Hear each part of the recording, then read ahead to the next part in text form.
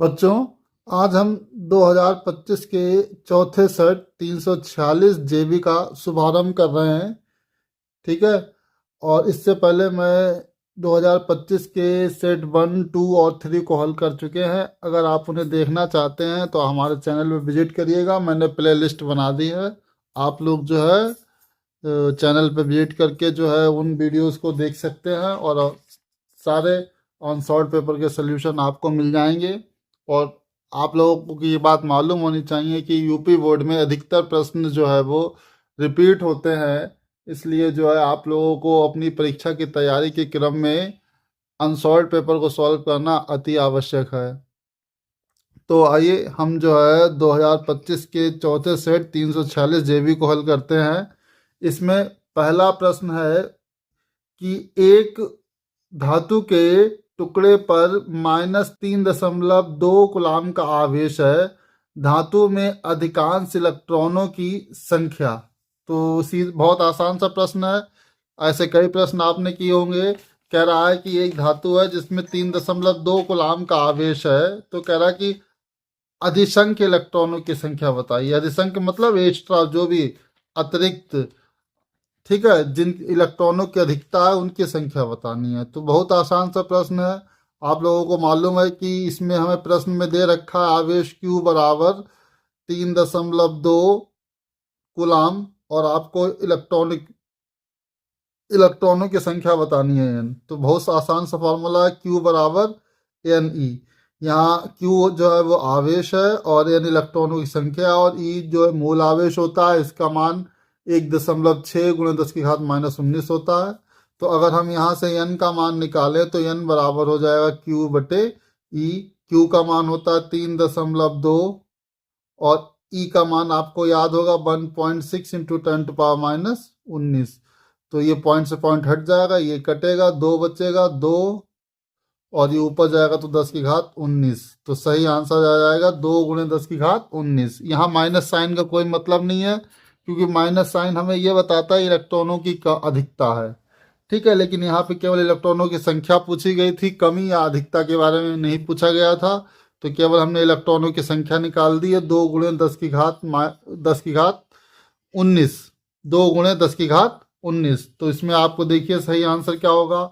तो पहला आंसर है 6.2 गुणे 6.25 गुणे 10⁻18। ये गलत है। 2 गुणे 10⁻19 ये आपका आंसर सही है। यही हमने निकाल के दिखाया था आपको कि 2 गुणे 10⁻19 इलेक्ट्रॉनों की अधिकता है।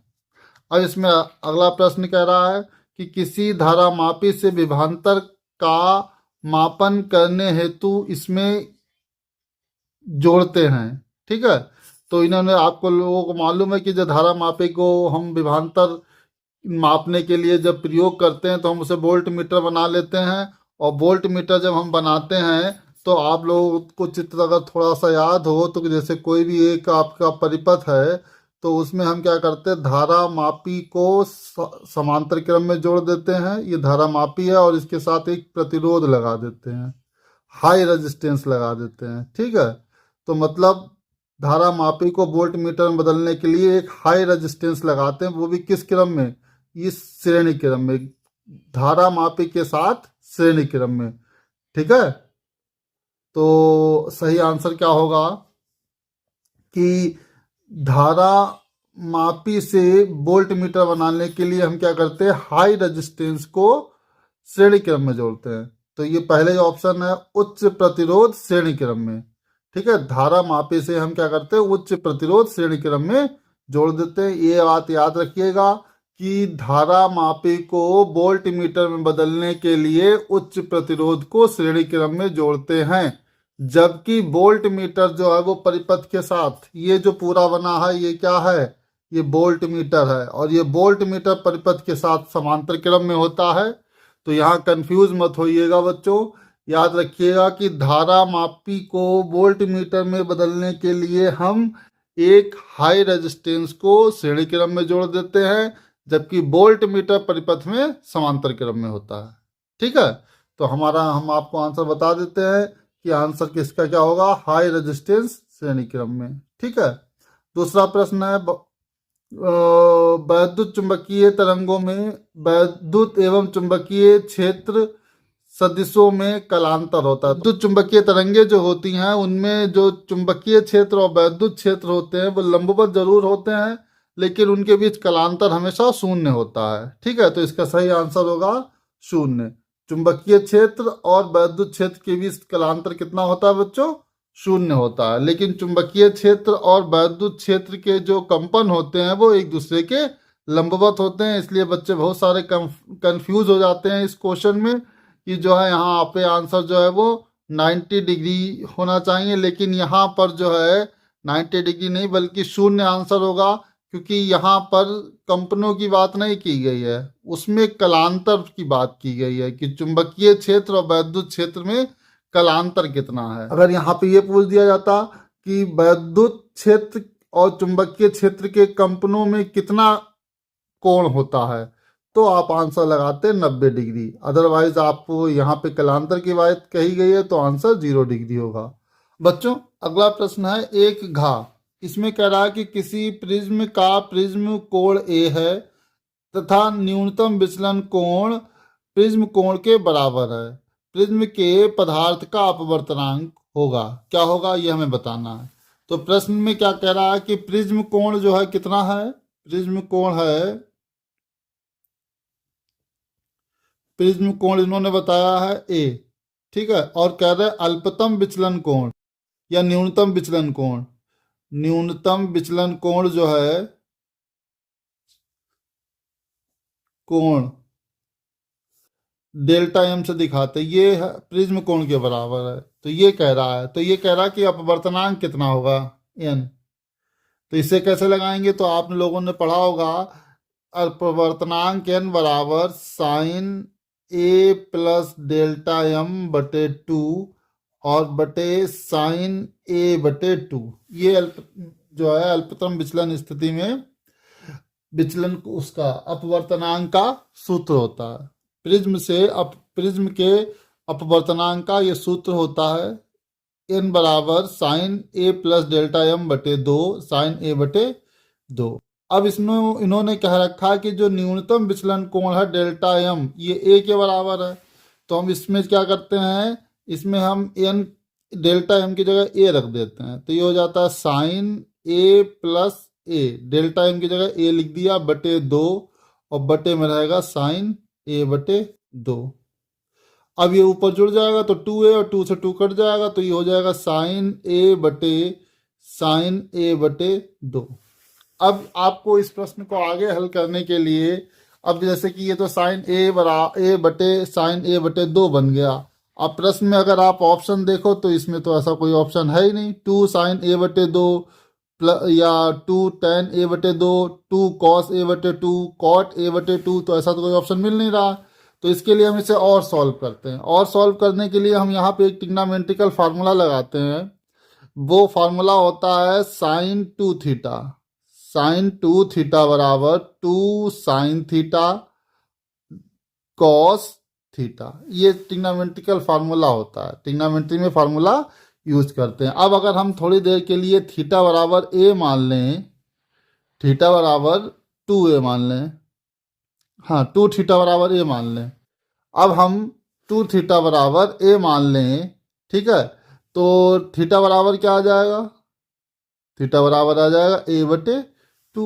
तो यहाँ पे रख दीजिए, तो साइन 2 थीटा की जगह पे क्या लिख देंगे? ए बराबर 2 साइन ए बटे 2 और कॉस ए बटे 2।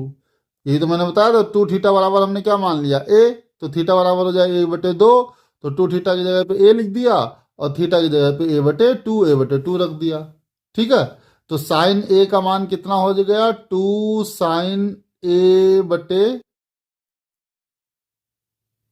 2 और कॉस ए बटे 2 बटे साइन ए बटे 2। तो साइन ए बटे 2 कट गया। अब बचा 2 कॉस ए बटे 2। अब आप ऑप्शन देखते हैं, तो अगर आप ऑप्शन देखिए तो ये 2 साइन ए बटे 2 ये गलत है, 2 टेन ए बटे 2 ये गलत है, 2 कॉस ए बटे 2 2 cos A/2, तो ये मैच कर रहा है, तो यानी कि हमारा इसमें तीसरा ऑप्शन ये वाला सही होगा। ठीक है बच्चों। अब इसमें अगला प्रश्न है, इसमें एक मात्रक पूछा गया, चुंबकीय द्विध्रुव आघूर्ण का मात्रक होगा। तो चुंबकीय द्विध्रुव आघूर्ण जो है, एम बराबर क्या होता है, एम बराबर होता IA, आई का मात्रक होगा एम्पियर, और ए होता क्षेत्रफल, तो क्षेत्रफल का मात्रक हो जाएगा मीटर स्क्वायर। तो इसका सही आंसर हो जाएगा एम्पियर मीटर स्क्वायर। तो पहला तो एम्पियर मीटर है तो ये गलत हो गया, दूसरा एम्पियर मीटर स्क्वायर है तो ये वाला सही हो जाएगा। ठीक है। अब अगला प्रश्न हमारा है एक चा। अब इस एक चा को देखिए, ठीक है। इसमें कह रहा है कि धातु सतह के लिए देहली तरंगदैर्घ्य 2000 एंगस्ट्रॉम है।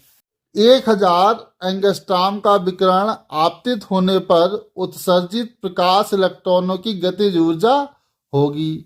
ठीक है, और वो भी इलेक्ट्रॉन वोल्ट में ऑप्शन दिए हैं इसमें सारे। ये प्रश्न कभी कभी 3 नंबर में आता है, आज ऑब्जेक्टिव बना के 1 नंबर में दे दिया। यही प्रश्न 3 नंबर में भी मैंने करवाया है और 1 नंबर में 2 नंबर में भी कराया, आज इसे ऑब्जेक्टिव बना के जो है वो 1 नंबर में दे दिया। चलिए कोई बात नहीं, ऊपर के प्रश्न आसान थे तो इसलिए इसे थोड़ा लेंथी कर दिया गया, और कुछ नहीं है। तो इसमें देखिए कह रहा है कि प्रकाश एक धातु के लिए देहली तरंगदैर्घ्य, देहली तरंगदैर्घ्य को हम किससे लिखते हैं, ये हमारा एक का चा है। ठीक है, चा को हम हल कर रहे हैं। देहली तरंगदैर्घ्य को हम लिखते हैं लैम्डा जीरो, तो लैम्डा जीरो इसमें दे रखा है 2000 एंगस्ट्रॉम। ठीक है, और कह रहे हैं कि जो प्रकाश आपतित हो रहा है उसकी जो तरंगदैर्घ्य है वो है लैम्डा, और लैम्डा बराबर कितना दे रखा, 1000 एंगस्ट्रॉम। ठीक है बच्चों, याद रखिएगा हमेशा देहली तरंगदैर्घ्य को किससे दिखाते हैं, लैम्डा जीरो से, और आपतित प्रकाश की जो आपतित प्रकाश की जो तरंगदैर्घ्य होती है उसे लैम्डा से दिखाते हैं। अब ये जो न्यूमेरिकल है इसका आंसर निकालने के लिए हम आइंस्टीन के प्रकाश वैद्युत समीकरण का प्रयोग करते हैं। प्रकाश वैद्युत समीकरण क्या होता है, 1/2mv² मैक्स बराबर h new minus mu zero. यहाँ न्यू आपतित प्रकाश की आवृत्ति होती है और न्यू जीरो देहली आवृत्ति होती है। और ये जो पहला वाला पद लिखा है ये फोटो इलेक्ट्रॉन की गतिज ऊर्जा होती है, और यही गतिज ऊर्जा ज्ञात करने के लिए हमसे कह रहा है न्यूमेरिकल में, सॉरी इस ऑब्जेक्टिव प्रश्न में यही गतिज ऊर्जा ज्ञात करने के लिए कह रहा है। तो इसे कैसे सॉल्व करेंगे, इसे सॉल्व करने के लिए आप क्या करिए, आपको मालूम है कि एक फार्मूला होता है B बराबर n लैम्डा। ठीक है, यहाँ n आवृत्ति होती है। ठीक है, लेकिन अगर हम ये प्रकाश के लिए फार्मूला लिखें रेडिएशन के लिए, तो B वेग की जगह प्रकाश का वेग आ जाता है C, n जो है ये न्यू आवृत्ति न्यू से दिखाई जाती है, और तरंगदैर्घ्य होती है लैम्डा। तो यहाँ से अगर हम न्यू का मान निकालें तो ये हो जाएगा C बटे लैम्डा, और अगर न्यू जीरो का मान निकालें तो ये हो जाएगा C बटे लैम्डा जीरो। ठीक है बच्चों, इस बात को याद रखिएगा आप, ये बहुत इंपॉर्टेंट बात है। B बराबर n लैम्डा, प्रकाश के लिए B का मान C हो जाता है और n को हम न्यू से दिखाते हैं, तो यहाँ से न्यू बराबर हो जाता C बटे लैम्डा, और न्यू जीरो का मान हो जाता C बटे लैम्डा जीरो। यहाँ न्यू जो है आपतित प्रकाश की तीव्र आवृत्ति है और न्यू जीरो जो है देहली आवृत्ति है। लैम्डा आपतित प्रकाश की तरंगदैर्घ्य है और लैम्डा जीरो देहली तरंगदैर्घ्य है। तो अगर हम ये वैल्यू यहाँ पे रख दें तो हमारी गतिज ऊर्जा कितनी आ जाएगी, 1/2mv² मैक्स बराबर h, और न्यू की जगह पे क्या आ जाएगा, C बटे लैम्डा माइनस C बटे लैम्डा जीरो। ये न्यू का मान ये रख दिया और न्यू जीरो का मान ये रख दिया। अब C कॉमन ले लीजिए तो h C ब्रैकेट में बचेगा 1 लैम्डा माइनस 1 लैम्डा जीरो। ठीक है, अब इसमें लैम्डा का मान आपको दे रखा है 1000 एंगस्ट्रॉम, और लैम्डा जीरो का मान दे रखा है 2000 एंगस्ट्रॉम। एक बात और बच्चों आप लोग याद रखिएगा कि ये वैल्यू एंगस्ट्रॉम में दे रखी है, आप इसे मीटर में बदल लीजिए तो ज़्यादा बढ़िया रहेगा। तो ये हो जाएगा 2000 × 10⁻⁻⁻, मीटर, और ये हो जाएगा 1000 गुणे 10 की घात माइनस 10 मीटर। ठीक है, अब जो है हम इसे जो है हल करते हैं। अब हमें देखिए ये जो गतिज ऊर्जा है यही निकालनी है, तो ये एच सी, ठीक है, और 1/λ की जगह पे हम लिखेंगे 1000 गुणे 10 की घात माइनस 10, माइनस लैम्डा जीरो की जगह पे हम लिखेंगे 2000 गुणे 10 की घात माइनस 10। अब बताइए, इतना बेकार क्वेश्चन जो है 1 नंबर में दे दिया, इतना लंबा, इतना टाइम वेस्ट हो रहा है, लेकिन क्या करें, लगाना पड़ेगा। अब एच सी, एच का मान आप लोगों को मालूम है, या फिर हमने आप लोगों को जब कई बार भी बताया होगा कि एच सी जो होता है, एच प्लांक कांस्टेंट होता है और सी प्रकाश का वेग होता है, और इसकी जब गुणा करते हैं तो ये आता है हमारा 19.8 गुणे 10 की घात माइनस 26। मैंने कई बार कहा था कि इसको याद कर लो, एच सी, एच सी का मान जो है वो 19.8 गुणे 10 की घात माइनस 26 होता है। लेकिन अगर आप ना भी याद करो तब भी कोई बात नहीं है, ठीक है, वहां गुणा करके लिख दोगे। तो एच का मान 6.64 रखोगे और 3 गुणे सी का मान 3 गुणे 10 की घात 8, तो आंसर आ जाएगा। ठीक है, फिलहाल अगर याद रहेगा तो अच्छा होता है। तो एच सी का मान होता है 19.8 गुणे 10 की घात माइनस 26। अब हम इसे हल करते हैं, तो ये आपका 10 की घात ऊपर चली जाएगी, तो ये हो जाएगा 19.8 गुणे 10 की घात माइनस 16 बचेगी। अब इसे ब्रैकेट वाले को हल करेंगे तो इसका एलसीएम लेंगे, तो एलसीएम आ जाएगा 2000। ठीक है, अब इसके साथ इसे 1000 दूना 2000, तो 2 माइनस 1, तो ये हमारा हो जाएगा 19.8 गुणे 10 की घात माइनस 16 और गुणे 1/2000। ठीक है, अब इसको आप जो है थोड़ा सा और सरल करके लिख लीजिए। यहाँ ऐसा करिए, ये 3 जीरो जब ऊपर जाएंगे तो ये भी माइनस के हो जाएंगे। ठीक है, तो ये हो जाएगा 19.8/2 गुणे 10 की घात माइनस 19। समझ रहे बच्चों, ये जो 1 2 3 जीरो नीचे है, तो ये ऊपर जाएंगे तो ये नीचे तो प्लस के हैं, ऊपर जाके माइनस के हो जाएंगे, तो माइनस का 3 और माइनस का 16, तो माइनस का 19 हो जाएगा। जब इसे भाग करोगे तो 19 2 नेम 18 और 2 नेम 18, यह आ जाएगा 9.9 गुणे 10 की घात माइनस 19। ठीक है, अब अगर आप इस क्वेश्चन को देखो तो इसमें तो ऐसा कोई ऑप्शन दे ही नहीं रखा है। क्यों नहीं ऐसा दे रखा? क्योंकि ये जो आंसर पूछ रहा है वो जो इलेक्ट्रॉन वोल्ट में पूछ रहे हैं, और हमने जो आंसर निकाला है वो जूल में निकाला है। तो इसे इलेक्ट्रॉन वोल्ट में बदलने के लिए हम क्या करते हैं, 1.6 गुणे 10 की घात माइनस 19 से भाग कर देते हैं, तो ये तो कट जाएगा पूरा, ये हो जाएगा 99/16। अब जो है 99 को 16 से आप भाग करेंगे तो 16 पंजे 80, 16 छंगा 96, तो 6.2 के आसपास आंसर आपका आ जाएगा, 6.2 इलेक्ट्रॉन वोल्ट। तो आप अगर ऑप्शन देखेंगे तो ऑप्शन में जो है पहला जो ऑप्शन है 6.2 इलेक्ट्रॉन वोल्ट, ये आपका सही ऑप्शन हो जाएगा। ठीक है, अब इस टाइप का जो है न्यूमेरिकल, यही न्यूमेरिकल जो है हर साल 3 नंबर के आसपास पूछा जाता है, लेकिन इस बार जो है इसे 1 नंबर में दे दिया है। लेकिन आप लोगों को अगर आता होगा तो आपको मालूम है कि ऑब्जेक्टिव क्वेश्चन में पूरा 1 नंबर मिलता है, तो हल तो करना ही पड़ेगा। ठीक, अब जो है इसमें अगला हमारा खंड है बा।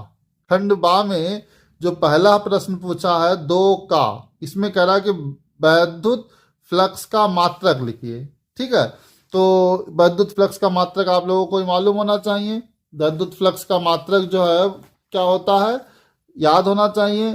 ठीक है, न्यूटन मीटर स्क्वायर प्रति सेकंड, सॉरी प्रति कूलाम।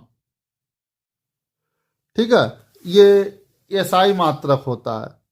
वैद्युत फ्लक्स का एसआई मात्रक जो है वो न्यूटन मीटर स्क्वायर प्रति कूलाम होता है। इसका कोई एक अन्य मात्रक आप लोग जो है कमेंट बॉक्स में बताइएगा कि इसका कोई दूसरा मात्रक भी हो सकता है। अगर हो सकता है तो कमेंट बॉक्स में कमेंट करके बताइएगा। ठीक है, जितने भी संभव मात्रक आप लोग इसके निकाल सकते हैं उन्हें कमेंट करके बताइएगा। ठीक है बच्चों, लेकिन हमने ऐसा, अच्छा एक चीज और आपको यहाँ बता दें कि जब भी आपसे प्रश्न में किसी का मात्रक पूछा जाए तो आप हमेशा उसका एसआई मात्रक ही बताएं। ठीक है, दूसरा मात्रक बताने पर क्या होता है कि एग्जामिनर के मन में थोड़ा सा डाउट आ जाता है, तो नंबर कटने की संभावना हो जाती है। तो इसलिए कोशिश क्या करें कि अगर आपसे मात्रक पूछा गया है और वहां पर आपसे ये नहीं कहा गया कि किस सिस्टम में पूछना है या किस सिस्टम में बताना है, एम के सिस्टम में बताना है, एसआई सिस्टम में बताना है, सीजीएस सिस्टम में बताना है, तो आप हमेशा मात्रक जो है वो एसआई सिस्टम में ही बताएंगे। अब अगला जो हमारा प्रश्न है, दो खा कह रहा है कि सेल के विद्युत वाहक बल को परिभाषित कीजिए। तो आप लोगों ने पढ़ा होगा कि कोई भी शेल होता है, ठीक है, उस शेल का जो है एक विद्युत वाहक बल होता है, शेल का विद्युत वाहक बल होता है ई। ठीक है, तो इस ई की परिभाषा आपको मालूम होगी। तो आप लोगों ने पढ़ा है कि सेल का जो विद्युत वाहक बल होता है वो एकांक आवेश को, जैसे ये सेल है, इस सेल से धारा निकल रही है, धारा निकलने का मतलब आवेश प्रवाहित हो रहा है। तो किसी भी सेल से जो एकांक आवेश प्रवाहित करने के लिए इस सेल सहित, ठीक है, इस सेल सहित बाह्य प्रतिरोध आर और ये पूरे सेल सहित पूरे परिपथ में जो आवेश, एकांक आवेश प्रवाहित हो रहा है, उसको प्रवाहित करने के लिए जो कार्य किया जाता है या जो ऊर्जा सेल से ली जाती है या सेल ऊर्जा देता है, उस ऊर्जा को हम विद्युत वाहक बल कहते हैं। तो इसकी परिभाषा क्या बनेगी?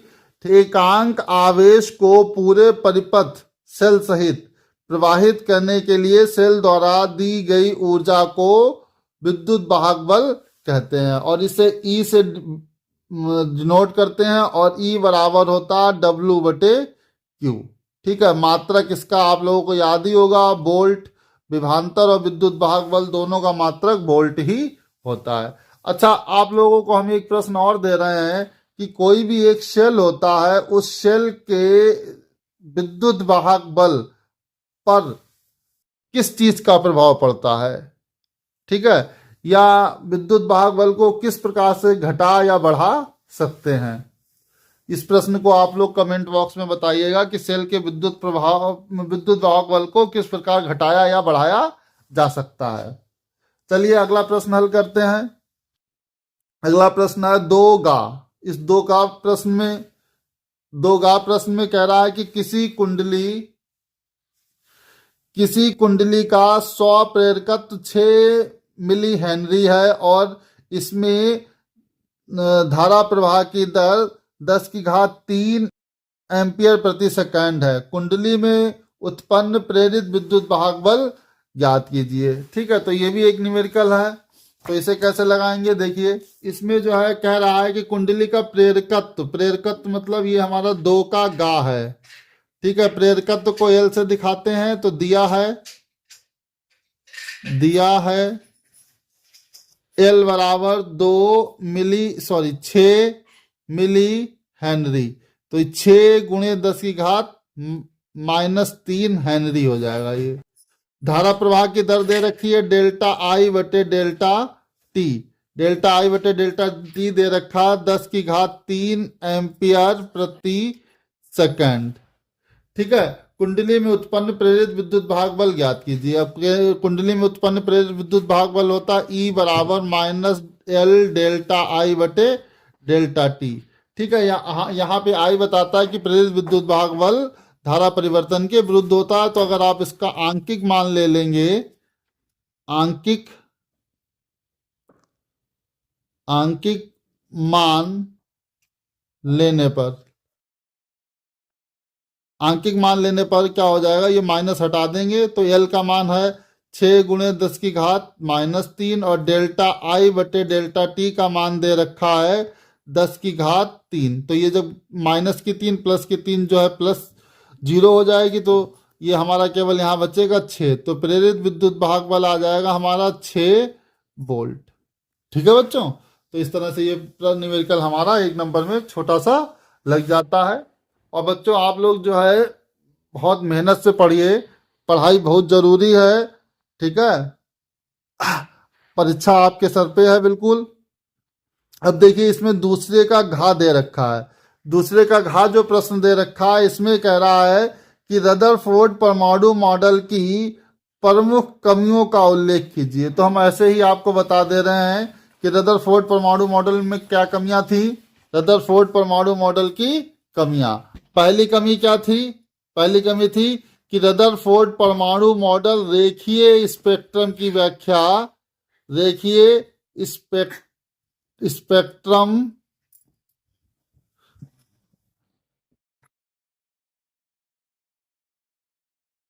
स्पेक्ट्रम की व्याख्या नहीं कर सका। दूसरा पॉइंट लिख दीजिए कि बोहर परमाणु मॉडल परमाणु के स्थायित्व की व्याख्या नहीं कर सका। ठीक है, तो ये दो बिंदु आप लिख देंगे तो ये प्रश्न हो जाएगा। पहला, रदरफोर्ड परमाणु मॉडल रेखीय स्पेक्ट्रम की व्याख्या नहीं कर सका। दूसरा, रदरफोर्ड परमाणु मॉडल परमाणु के स्थायित्व की व्याख्या नहीं कर सका। ये आप लिख लीजिएगा, आपका उत्तर हो जाएगा। बच्चों, अगला प्रश्न है दोड़ा। इसमें कह रहा है कि शुद्ध अर्धचालक का तापक्रम 0 केल्विन है, इसकी चालकता पर टिप्पणी कीजिए। ठीक है, तो बहुत आसान प्रश्न है। आप लोगों को मैंने पिछले ही आंसर में बताया था कि अर्धचालकों की चालकता ताप बढ़ाने पर बढ़ती है और ताप घटाने पर घटती है। तो आप देख रहे हैं कि यहाँ पे बात हो रही है 0 केल्विन पे, तो हम क्या लिखेंगे कि 0 केल्विन पर शुद्ध अर्धचालक की चालकता शून्य हो जाती है। चालकता क्या हो जाती है? शून्य हो जाती है। अतः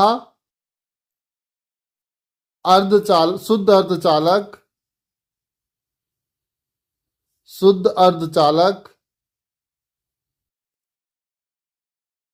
कुचालकों की भांति व्यवहार करेंगे। और बच्चों साथ ही साथ एक बात और भी आपको बता दें कि ये जो 0 केल्विन होता है इसे परम शून्य कहते हैं, और कभी भी किसी भी वस्तु का ताप, किसी भी चीज का ताप 0 केल्विन हो ही नहीं सकता। ये थर्मोडायनामिक्स यानी कि ऊष्मागतिकी के नियम के विरुद्ध है।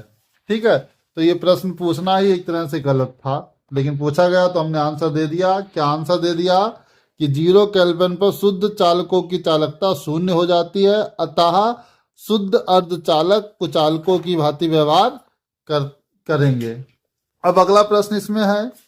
अगला प्रश्न कह रहा है कि एकल झिर्री विवर्तन प्रारूप में द्वितीय निम्निष्ठ के लिए विवर्तन कोण 60 डिग्री है। झिर्री की चौड़ाई लैम्डा के पदों में ज्ञात कीजिए। तो इसमें कह रहा है, बहुत ही आसान न्यूमेरिकल है, ये हमारा है 2 इस 2 में कह रहा है कि सिंगल झिर्री विवर्तन में सिंगल झिर्री विवर्तन में द्वितीयक निम्निष्ठ के लिए, किसकी बात हो रही है? द्वितीयक निम्निष्ठ के लिए विवर्तन कोण 60 डिग्री है। तो यहाँ पे बात हो रही है द्वितीयक निम्निष्ठ। तो सबसे पहले तो आपको मालूम है कि द्वितीयक निम्निष्ठ कहाँ होता है? द्वितीयक निम्निष्ठ के लिए n का मान होता है 2। ठीक है, और थीटा बराबर यहाँ कोण दे रखा है 60 डिग्री। अब आपको मालूम है निम्निष्ठ की कंडीशन क्या होती है?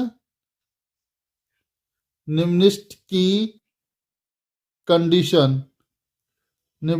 कंडीशन होती है a sin थीटा बराबर n लैम्डा। ठीक है, जहां a झिर्री इंग्लिश में बोलते हैं स्लिट की चौड़ाई है। ठीक है, और इस a का ही मान हमें निकालने के लिए इस प्रश्न में कह रहा है। तो अब यहाँ पे आप ये सारी वैल्यू रख दीजिए, थीटा का मान रख दीजिए और एन का मान रख दीजिए। तो ये हमारा ए साइन थीटा की जगह हो जाएगा साइन 60, एन की जगह आ जाएगा 2 और लैम्डा। तो ए और साइन 60 का मान होता है √3/2 इज इक्वल टू 2 लैम्डा। तो ए बराबर हो जाएगा 2 लैम्डा बटे √3/2। ठीक है, तो अब ये आपका जो है ऊपर चला जाएगा तो ये हो जाएगा 4/√3 लैम्डा। ये हमारी झिर्री की चौड़ाई निकाल आ गई, ये हमारा आंसर हो गया। ठीक है, तो इस प्रश्न में हमसे पूछ रहा कि झिर्री की चौड़ाई लैम्डा के पदों में ज्ञात कीजिए। तो झिर्री की चौड़ाई ए थी, हमने किसके पदों में निकाली, लैम्डा। कितनी आई, 4/√3 लैम्डा। बच्चों अगला प्रश्न है हमारा 3 का। इस 3 का में कह रहा कि एक समान धारिता के 4 संधारित्र श्रेणी क्रम में 20 वोल्ट की बैटरी से जुड़े हैं। मध्य बिंदु O भू संपर्कित है। बिंदु P और O पर विभव की गणना कीजिए। ठीक है, तो इसके लिए चित्र बनाया गया है। इस चित्र की सहायता से हमें क्या करना, बिंदु P, ये वाला बिंदु P और ये बिंदु O, इस पर जो है हमें विभव की गणना करनी है। ठीक है, तो कैसे करेंगे, देखिए मैंने आपके लिए एक चित्र बनाया है और इस चित्र में आपको पहले ही बताया गया है कि ये चारों संधारित्र जो है वो श्रेणी क्रम में है। इसमें ये बिंदु P और बिंदु O पर हमसे कह रहा है कि विभव ज्ञात कीजिए। ठीक है, तो इसके लिए क्या करेंगे कि आपको मालूम है कि ये जो बिंदु P और Q जो है ये 20 वोल्ट की बैटरी से या सेल से जुड़े हैं। तो अगर हम आपसे पूछें कि बिंदु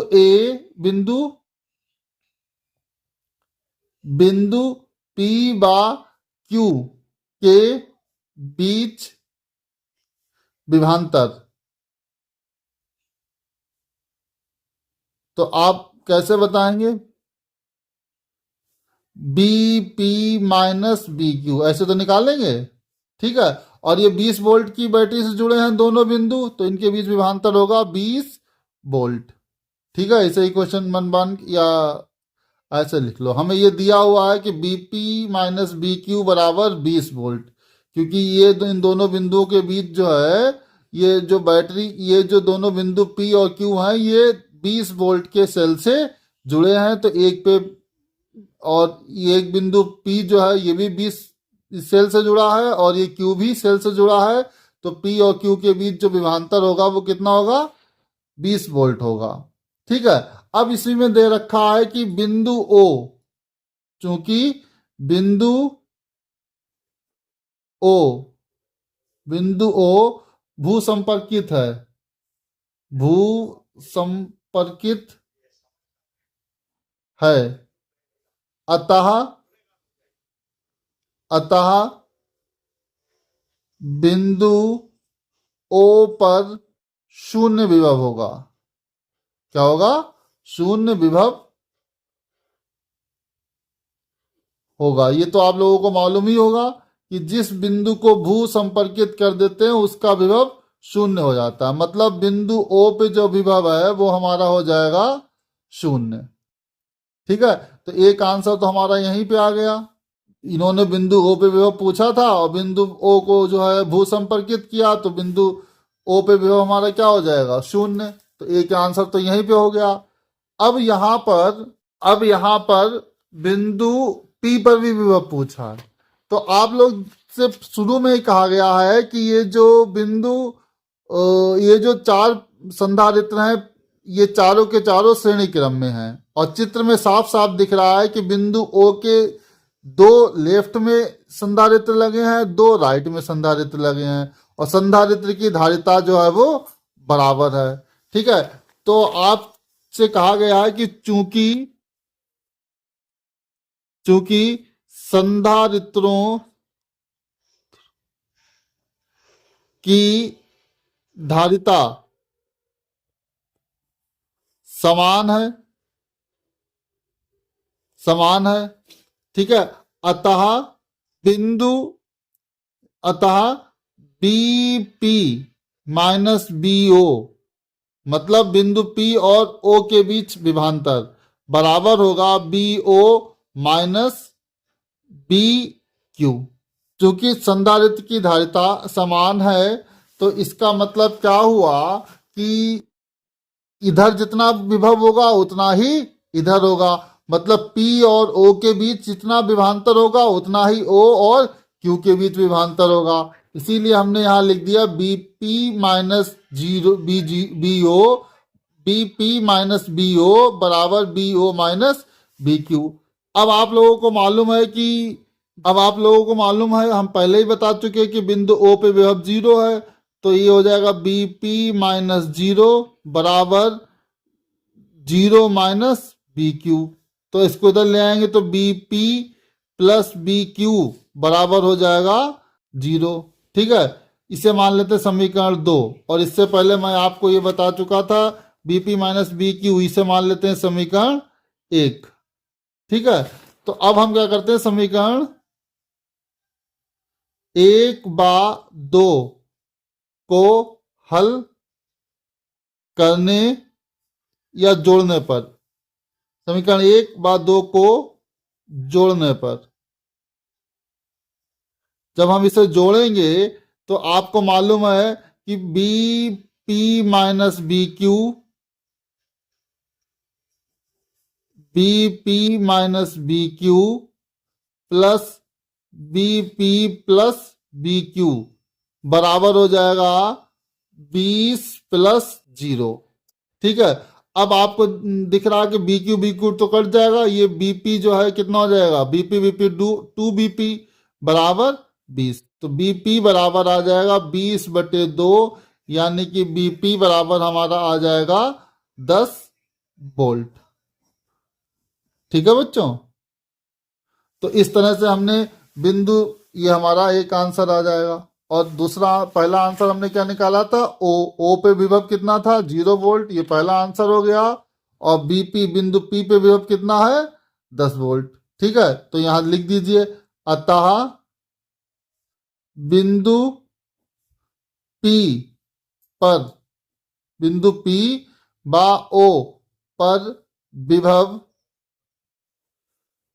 क्रमशः 10 वोल्ट बा 0 होगा, है या है, 10 वोल्ट व 0 है। तो इस तरह से ये हमारा न्यूमेरिकल लग गया है। अब आप लोगों को मैं एक और प्रश्न देता हूं कि अगर इसी चित्र में जो है वो क्यू पर विभव पूछे, मतलब बी क्यू ज्ञात करने के लिए कहे, तो कैसे ज्ञात करेंगे, आप उत्तर करके बताइएगा, कमेंट करिएगा कि बिंदु क्यू पर विभव कितना होगा, मतलब बी क्यू का मान कितना होगा। और यहीं पर हो जाएगा, बस तुम्हें ये बीपी का मान ही समीकरण 1 या 2 में कहीं पे रखना होगा और तुरंत तुम्हारा आंसर आ जाएगा। अगला प्रश्न है हमारा, अगला प्रश्न है तीन खा में कह रहा है कि एम्पियर के परिपथीय नियम लिखकर सिद्ध कीजिए। तो सबसे पहले तो आपको एम्पियर का परिपथीय नियम लिखना पड़ेगा। तो आपको मालूम है, हेडिंग डालेंगे हम, 3 एम्पियर का परिपथीय नियम, सबसे पहले ये हेडिंग डालेंगे। ठीक है, और हम लिखेंगे, क्या लिखेंगे, इस नियम के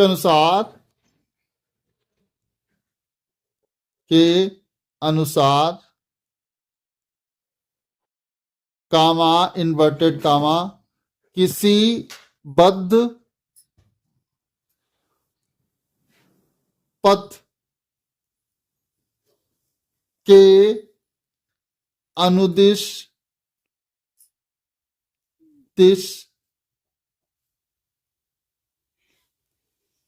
अनुदिश चुंबकीय क्षेत्र का रेखीय समाकलन उस पथ के भीतर से गुजरने वाले वाली कुल वैद्युत धारा I0 का म्यू नॉट गुना होता है। ठीक है बच्चों, मैथ गणितीय रूप में कैसे लिखेंगे, integration B dot D L बराबर म्यू जीरो इंटू आई। अब यहाँ पे जो है ये डीएल क्या है, जैसे मान लीजिए कि कोई एक बंद पथ है इस तरह से ये, ठीक है, इस बंद पथ से कोई एक तार गुजर रहा है, इस तार में धारा जो है वो आई प्रवाहित हो रही है। कितनी धारा प्रवाहित हो रही है, आई। ठीक है, ये जो बंद पथ है इससे आर दूरी पर हमने कोई एक छोटा सा लेंथ ये अवयव ले लिया, ये अवयव हमारा कितना है, डीएल। ठीक है, और चुंबकीय क्षेत्र भी इसी दिशा में है, बी। ठीक है, तो ये जो integration B dot D L होता है, ये इस बंद पथ से जो कुल धारा निकल रही है उस कुल धारा का म्यू नॉट गुना होता है। ये हमारा क्या है, एम्पियर का परपथीय नियम। तो क्या लिखते हैं, इस नियम के अनुसार किसी बद्ध पथ, ये जो पथ है ये कैसा होना चाहिए, क्लोज होना चाहिए। ठीक है, सिरे इसमें नहीं होना चाहिए, एंडलेस होना चाहिए। किसी बद्ध पथ के अनुदिश चुंबकीय क्षेत्र का रेखीय समाकलन उस पथ के भीतर से गुजरने वाली कुल वैद्युत धारा I का म्यू नॉट गुना होता है integration B dot D L बराबर म्यू जीरो आई। अब कह रहा है इसी को आप सिद्ध भी कीजिए, इसी नियम को सिद्ध कीजिए। तो सिद्ध करने के लिए हम क्या करेंगे, अब हम हेडिंग डालेंगे प्रूफ, उत्पत्ति, जिसे आप लोग हिंदी में बोलते हैं प्रूफ। ठीक है, हम क्या करेंगे, हम एक तार मान लेते हैं, हमारा एक कोई तार है, ये इस तार में धारा प्रवाहित हो रही है आई। इस तार से स्मॉल आर दूरी पर कोई बिंदु P है और इस बिंदु P पर चुंबकीय क्षेत्र B है। ठीक है, तो हम पहले क्या करते हैं, सबसे पहले इस बिंदु B से गुजरने वाला एक क्लोज पाथ बना लेते हैं इस तरह से। ये वृत्तीय है, ये पथ कैसा है, वृत्तीय है, और इस पे हम एक लेंथ एलिमेंट ले लेते हैं और ये लेंथ एलिमेंट हमारा कितना है, ये है डीएल। और यहां पर डीएल और डीएल और बी के बीच का जो कोण होता है वो होता है जीरो, मतलब डीएल वेक्टर डीएल बा वेक्टर बी एक ही दिशा में है। अब जो है हम सबसे पहले थ्योरी में थोड़ा लिख, जो हमने चित्र बनाया ये चित्र के बाद हम थ्योरी में लिख लेंगे। क्या लिख लेंगे, माना एक तार में आई धारा या आई वैद्युत धारा प्रवाहित हो रही है। तार से स्मॉल आर दूरी पर कोई बिंदु P है जिस पर चुंबकीय क्षेत्र का मान B है। कितना है, B है। ठीक है,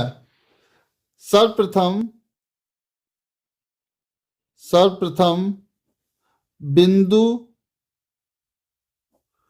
P से गुजरने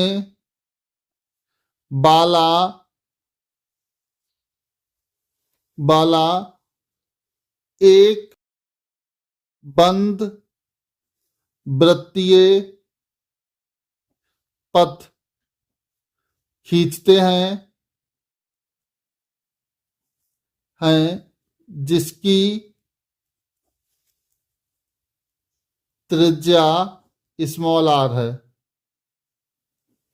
ठीक है, इस एक बंद पथ खींचते हैं जिसकी त्रिज्या कितनी है, स्मॉल आर है। अब आपसे कहता है कि यहाँ इंटीग्रेशन कितना है, यहाँ पे जो पथ का जो एलिमेंट है वो कितना है, डीएल है। तो अगर आपसे कहें कि इंटीग्रेशन बी डॉट डीएल निकालो,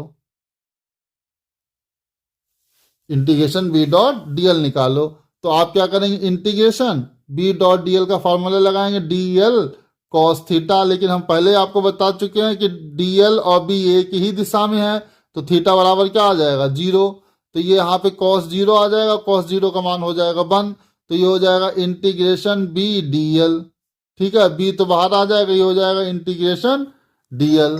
ठीक है, आप लोग कई बार पढ़ चुके होंगे कि इंटीग्रेशन डीएल जो होता है, अगर कहीं पे वृत्तीय पथ है, कैसा पथ है, वृत्तीय पथ है, तो वृत्तीय पथ के लिए इंटीग्रेशन डीएल का मान होता है 2 पाई आर, परिधि के बराबर। इस बात को हम फिर भी एक बार आपको दोबारा भी बता दे रहे हैं कि अगर कहीं वृत्तीय पथ है तो वृत्तीय पथ में जो ये इंटीग्रेशन डीएल होता है, इंटीग्रेशन डीएल, इसका मान 2 पाई आर होता है। तो इसका मतलब ये इंटीग्रेशन बी डॉट डीएल बराबर आ जाएगा, बी तो बी रहेगा और इंटीग्रेशन डीएल की जगह हम लिख देंगे 2 पाई आर। इसे मान लेते हैं समीकरण 1। अब आप लोगों ने एक डेरिवेशन पढ़ा होगा कि लंबे धारावाही तार के कारण चुंबकीय क्षेत्र B बराबर म्यू 0/2 पाई आई बटे आर। ठीक है, ये जब बायो सावर्ट के नियम के अनुप्रयोग पढ़ते हैं तो वहां पे बताया जाता है। अब इस वैल्यू को हम पुट करते हैं, पुट इन 1। तो integration B dot D L बराबर हो जाता है, बी का मान रख देते हैं म्यू 0/2 पाई आई बटे आर, और इंटीग्रेशन इंटू 2 पाई आर तो पहले से लिखा है, तो 2 पाई आर कट जाएगा, तो इंटीग्रेशन क्या हो जाएगा, बी डॉट डी एल बराबर म्यू 0 आई। ये तो एम्पीयर का नियम था, सिद्ध हो गया ये। ठीक है बच्चों, तो इस तरह से हमने एम्पीयर का नियम लिख के भी दिखा दिया आपको। अब हमारा इसमें अगला प्रश्न है 3गा जो है, ये प्रश्न है, प्रकाश के ध्रुवण का अर्थ समझाइए तथा उपयुक्त चित्र की सहायता से ध्रुवित एवं अध्रुवित प्रकाश में अंतर दिखाइए। तो बच्चों ये प्रश्न मैं आप लोगों को होमवर्क में दे रहा हूँ, बहुत ही आसान प्रश्न है और कई बार मैं करा भी चुका हूँ, तो इसलिए मैं इसको बार बार रिपीट नहीं करूँगा। ये प्रश्न आप लोग होमवर्क में करिएगा, खुद लिखिएगा, याद करिएगा, बहुत ही इंपॉर्टेंट क्वेश्चन भी है। और फिलहाल हम बता भी दे रहे हैं आपको, एक बार थोड़ा बहुत हिंट्स दिए दे रहे हैं, लेकिन मैं ये प्रश्न कई बार करा चुका हूँ। तो आप बच्चों क्या होता है कि जो प्रकाश होता है उसमें जो वो कंपन होते हैं, ठीक है, वैद्युत वेक्टर के जो कंपन होते हैं वो सभी दिशाओं में होते हैं। इस तरह से सभी दिशाओं में वैद्युत वेक्टर के कंपन होते हैं। इसे हम आध्रुवित प्रकाश कहते हैं, आध्रुवित प्रकाश कहते हैं।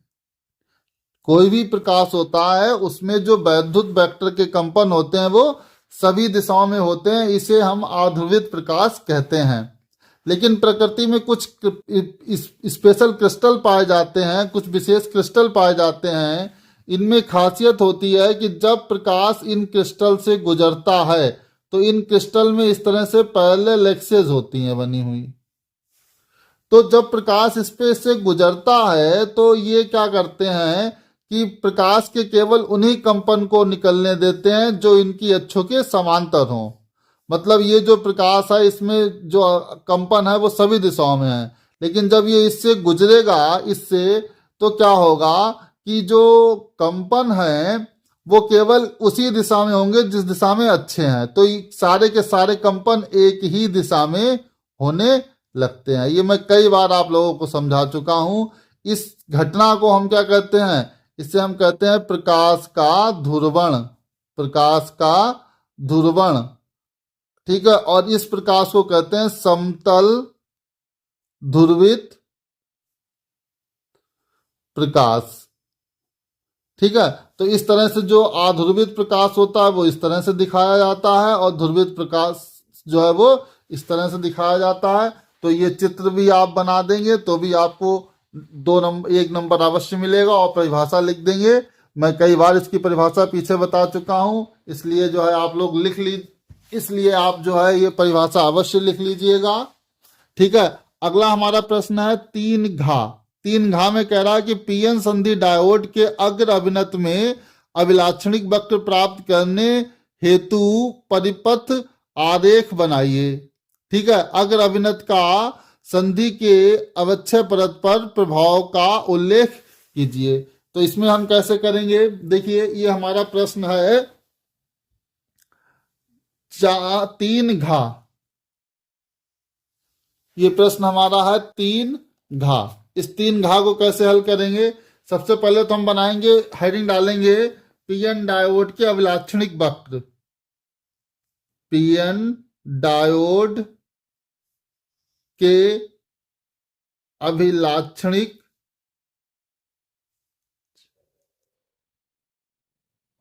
वक्र। तो आप लोगों को मालूम होगा कि अभिलाक्षणिक वक्र क्या होते हैं, ठीक है। अभिलाक्षणिक वक्र क्या होता है कि यदि किसी पीएन डायोड के लिए वोल्टेज बी तथा धारा आई के बीच ग्राफ खींचें तो इसे पीएन, तो इस ग्राफ को पीएन डायोड का अभिलाक्षणिक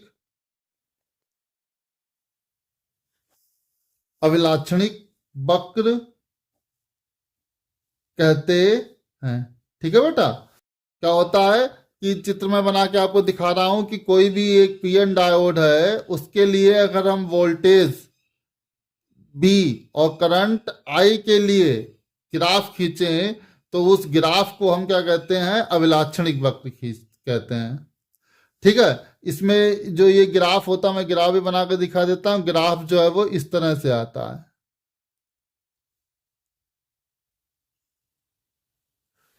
ठीक है। यहां जो है वोल्टेज प्लस में है, धारा भी प्लस में है, तो ये हमारा अग्र अभिनत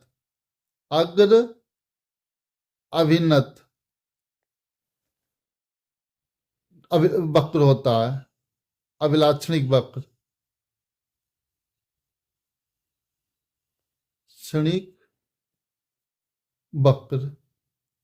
और अगर हम वोल्टेज को रिवर्स कर दें, ठीक है, इधर के लिए, तो ये हो जाता -VR।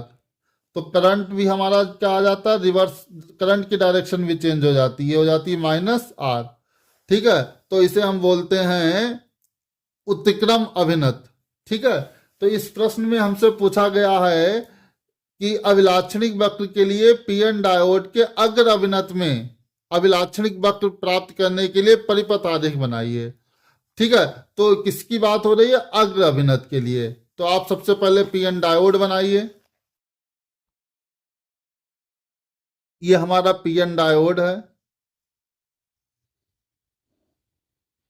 इसमें ये जंक्शन है, इधर के लिए पी टाइप मटेरियल है, इधर के लिए एन टाइप मटेरियल है। बीच में ये हमारी डिप्लेशन लेयर है, अवक्षय परत है, ठीक है।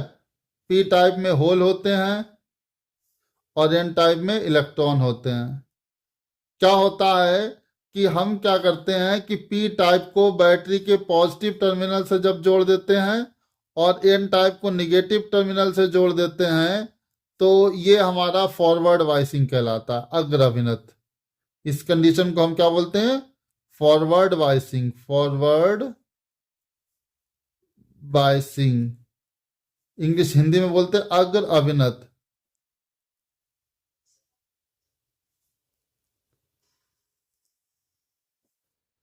ठीक है, इस ये हमारा परिपथ बन जाता है।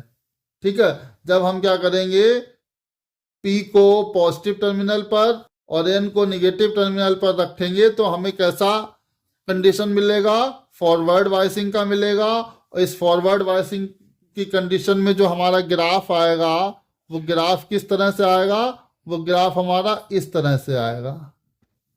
ठीक है, इधर वोल्टेज बी एफ है और इधर करंट आई एफ है।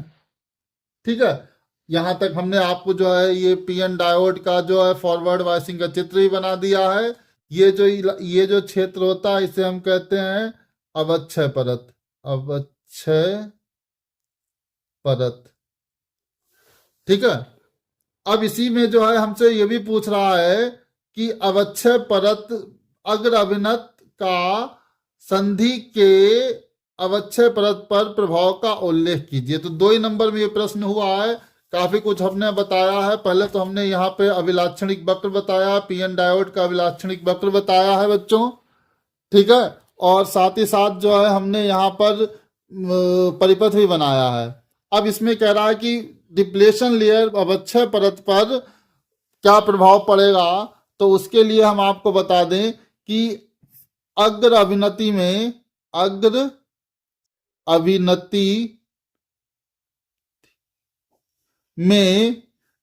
अवक्षय परत की चौड़ाई घट जाती है। अब इसमें ज्यादा डिटेल नहीं लिखेंगे क्योंकि ये प्रश्न 2 नंबर में था और 2 नंबर के हिसाब से हम पर्याप्त डिटेल लिख चुके हैं। हम लगभग इनके हर प्रश्न का आंसर, जो भी इन्होंने पूछा था प्रश्न, आंसर दे दिया। इन्होंने कहा पीएन डायोड के अग्र अभिनत में अभिलाक्षणिक वक्र प्राप्त करने के लिए परिपथ आरेख बनाइए, तो परिपथ आरेख बना दिया। ठीक है, क्या प्रभाव पड़ेगा, अग्र अभिनति में अवक्षय परत की चौड़ाई घट जाती है, ये भी बता दिया। और साथ ही साथ अपने पास से हमने ये भी बता दिया है कि पीएन डायोड के अभिलाक्षणिक वक्र क्या होता है। कि यदि पीएन डायोड के लिए वोल्टेज V तथा धारा I के बीच ग्राफ खींचे तो इस ग्राफ को पीएन डायोड का अभिलाक्षणिक वक्र कहते हैं। ठीक है बच्चों, आशा करते हैं आपको जो है ये प्रश्न समझ में आया होगा और ये वीडियो समझ में आया होगा। आशा करते हैं आपको ये प्रश्न समझ में आया होगा। और अगर ये वीडियो अच्छा लग रहा हो, नॉलेजेबल लग रहा हो, तो वीडियो को लाइक अवश्य करा करें। ठीक है, और अपने दोस्तों को भी शेयर करें और वीडियो को लाइक करें। धन्यवाद।